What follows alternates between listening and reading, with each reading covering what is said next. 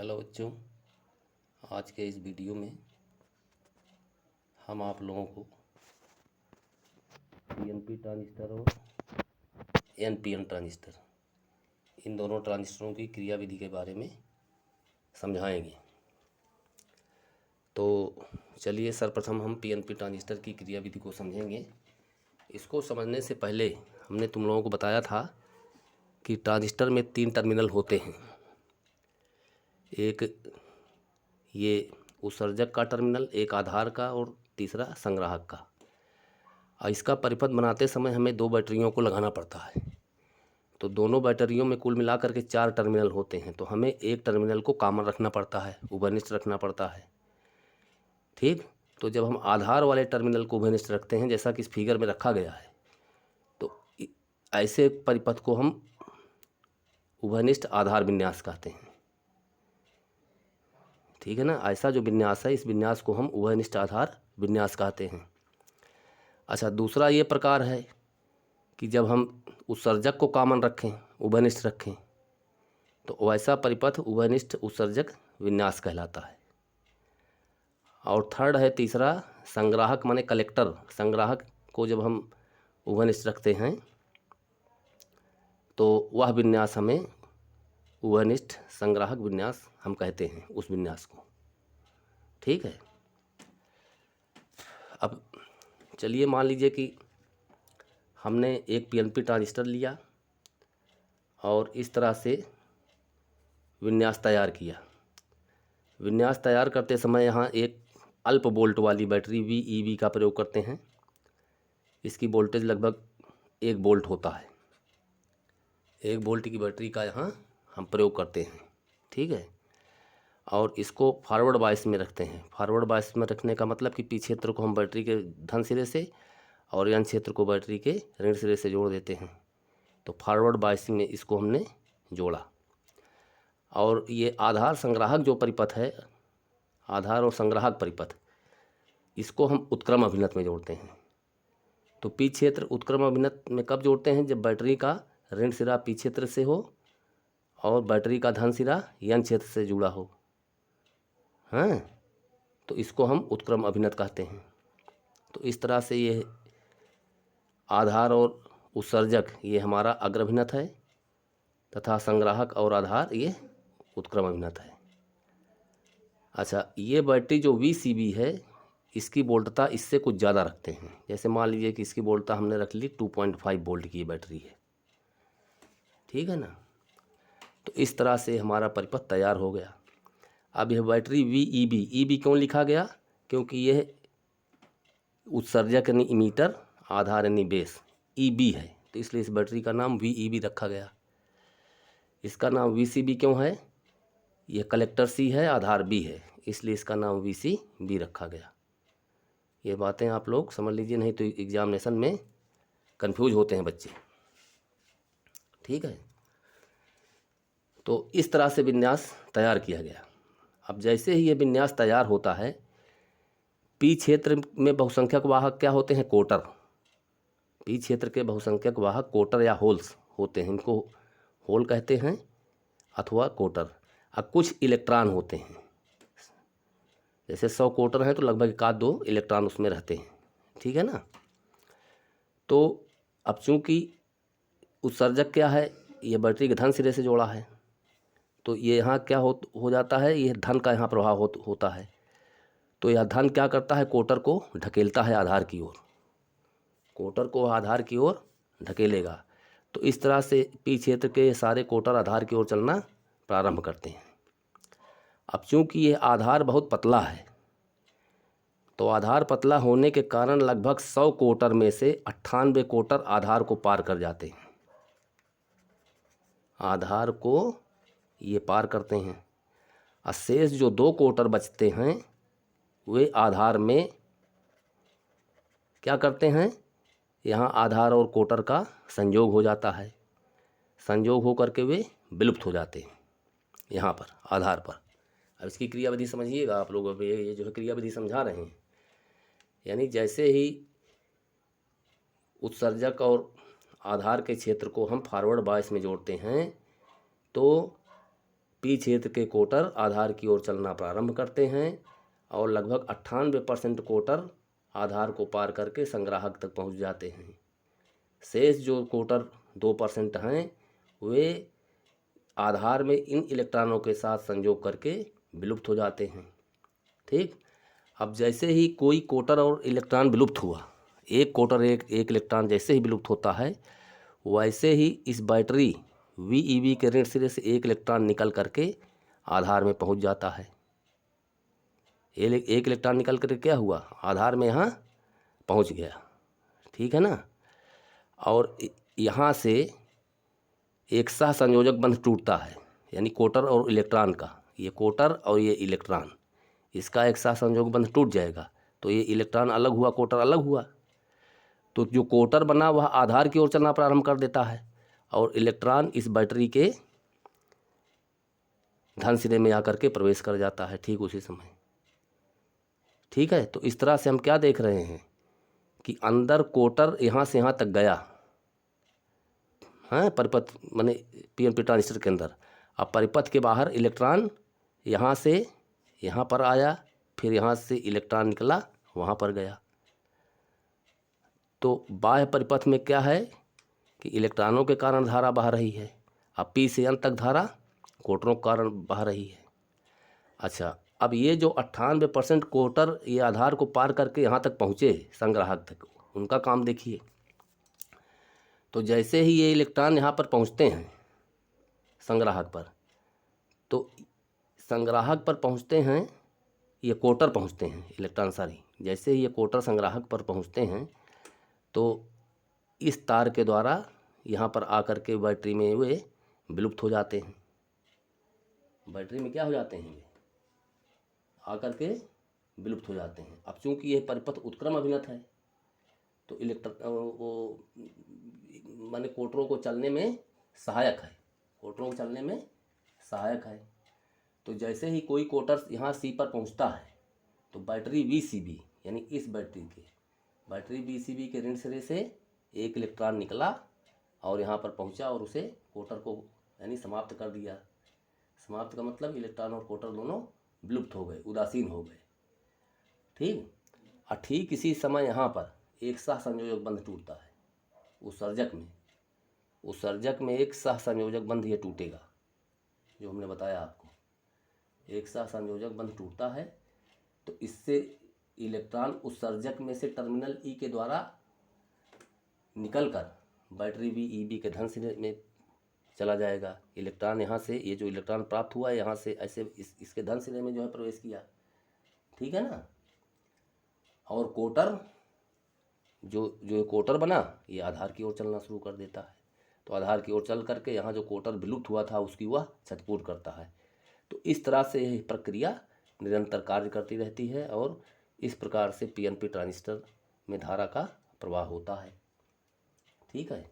अब terminal B से निकलने वाली धारा को, इसको हम आधार धारा कहते हैं, ये धारा इसको समझ लेना। और टर्मिनल C से बाहर जाने वाली धारा को हम ये IC, इसको संग्राहक धारा कहते हैं। और ये दोनों धाराएं मिल करके टर्मिनल E में प्रवेश करती हैं। तो जाहिर है, स्पष्ट है कि IB और IC ये दोनों मिलकर के IE बनाती हैं। IB और IC ये दोनों मिलकर के IE बना रही हैं। तो इस प्रकार IE बराबर होता है IB प्लस IC। तो ये है PNP ट्रांजिस्टर की क्रियाविधि समझ गए ना। जैसे ही मतलब फिर से देखिए, जैसे ही हम यह परिपथ तैयार करते हैं, ये उत्सर्जक में उपस्थित कोटर, उत्सर्जक क्या है, P क्षेत्र है, ये कोटर आधार की ओर चलना प्रारंभ कर देते हैं। आधार के अत्यंत पतला होने के कारण 98% कोटर संग्राहक तक पहुंच जाते हैं। शेष 2% कोटर यहाँ पर आपस में इलेक्ट्रॉन से संयोग करके विलुप्त हो जाते हैं। ठीक है ना।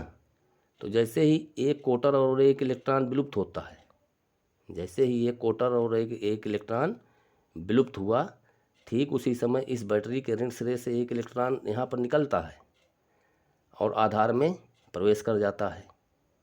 ठीक, और यहाँ पर एक साथ संयोजक बंध टूटता है यहाँ पर उत्सर्जक में, तो एक साथ संयोजक बंध टूटेगा तो कोटर आधार की ओर चलना शुरू कर देता है और जो इलेक्ट्रॉन था वह इलेक्ट्रॉन इस बैटरी VEB के धन सिरे में प्रवेश कर जाता है। ठीक है। अच्छा, अब जो कोटर यहाँ संग्राहक तक पहुँच गए, ये जो 98 हमने बताया 58%, तो वे कोटर क्या करते हैं कि इस तार के द्वारा बैटरी VCB के ऋण सिरे में प्रवेश कर जाते हैं। अब जैसे ही कोई कोटर यहाँ प्रवेश किया, ठीक उसी समय यहाँ एक साथ संयोजक बंध यहाँ टूटता है आधार माने उत्सर्जक में, तो कोटर जो बना वह संग्राहक तक पहुँचा, तो जो कोटर यानी ख़त्म हुआ था उसकी वह क्षतिपूर्ति कर किया, और जो इलेक्ट्रॉन बचा वह इस तार के द्वारा बैटरी VEB के धन सिरे से होकर के इस बैटरी में चला गया। तो इस प्रकार से निरंतर धारा का प्रवाह होता है। तो ये है PNP ट्रांजिस्टर की क्रियाविधि। अब इसके बाद नेक्स्ट देखिए NPN ट्रांजिस्टर। ये NPN ट्रांजिस्टर है। N क्षेत्र में बहुसंख्यक वाहक इलेक्ट्रॉन होते हैं, P क्षेत्र में कोटर होते हैं। ठीक है ना, N क्षेत्र में बहुसंख्यक वाहक इलेक्ट्रॉन होते हैं। तो यहाँ भी ये संग्राहक, ये उत्सर्जक है, ये आधार है और ये संग्राहक है। तो उत्सर्जक आधार परिपथ को अग्रभिन्नत करते हैं तथा संग्राहक आधार परिपथ को उत्क्रम अभिन्नत करते हैं। ठीक है ना। अच्छा, अब ये अग्रभिन्नत है, तो अग्रभिन्नत होने माने कब होता है, जब हम P क्षेत्र को बैटरी के धन सिरे से और N क्षेत्र को बैटरी के ऋण सिरे से जोड़ते हैं तो ये अग्रभिन्नत हुआ। अब ये क्षेत्र क्या है कि बैटरी के ऋण सिरे से जुड़ा है, तो N क्षेत्र में जितने भी इलेक्ट्रॉन होते हैं वे आधार की ओर चलना शुरू कर देते हैं और संग्राहक तक पहुंचते हैं। आधार बहुत पतला होने के कारण 98% इलेक्ट्रॉन संग्राहक तक पहुंचेंगे। शेष जो 2% इलेक्ट्रॉन हैं वे यहाँ संयोग करते हैं। कोटर और इलेक्ट्रॉन संयोग किया। अब जैसे ही एक कोटर और एक इलेक्ट्रॉन संयोग करता है, ठीक है ना, तो एक कोटर और एक इलेक्ट्रॉन क्या हुआ, वो जो है विलुप्त हो गया।